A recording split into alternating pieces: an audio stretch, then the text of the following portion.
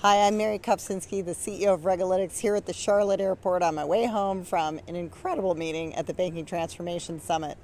It was very refreshing. I'm used to New York events, and they're always the same old JPM, Barclays, UBS, and this was very cool because it was a bunch of vendors I hadn't heard of, credit unions and local banks I hadn't heard of, and also a very interesting mix of titles.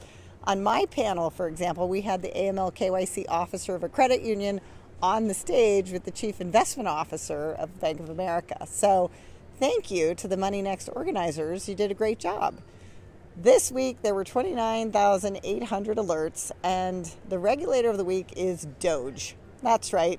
Many of you heard the announcement that Elon Musk is going to be running the Department of Governmental Efficiency along with Vivek Ramaswamy.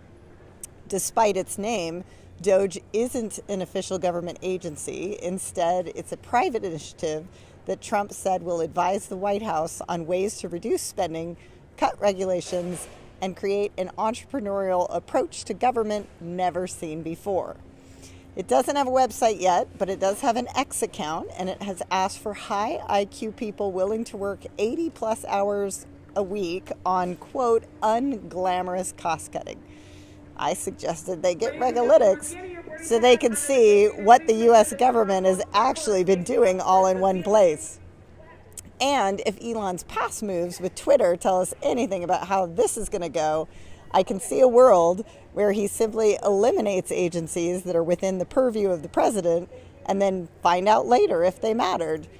During the first Trump presidency, about 300 executive agencies were simply not appointed with any sort of leadership. Biden renewed them eventually, but this move may be far more sweeping. Other agencies, DOGE will need to push action by Congress to get an agency eliminated, which will also be interesting, which leads to the topic of the week, which is regime change and what it means.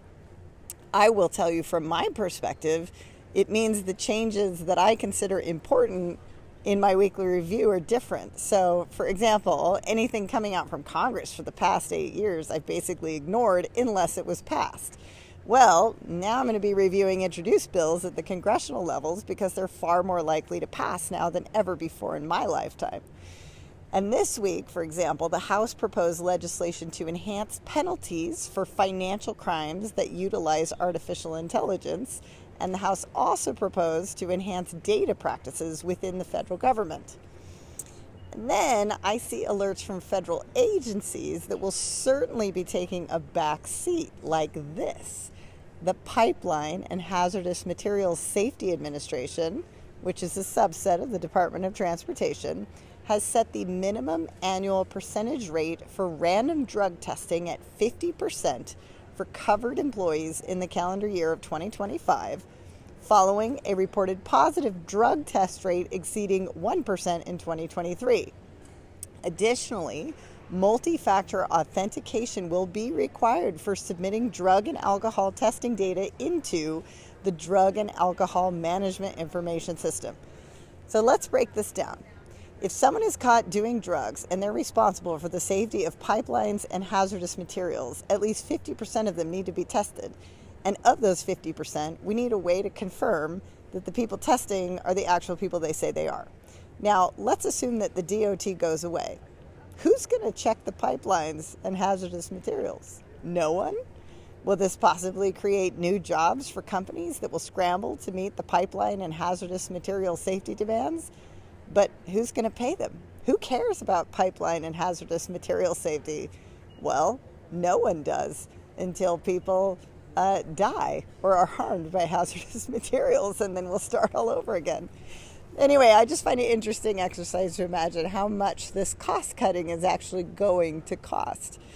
And finally, it also puts a much greater importance on the state agencies. For example, the Oklahoma Insurance Department issued a bulletin this week to remind all insurers in the state that if they hold certificates of authority to do business in Oklahoma, that any automated decisions impacting consumers, including AI, must comply with all applicable insurance laws and regulations.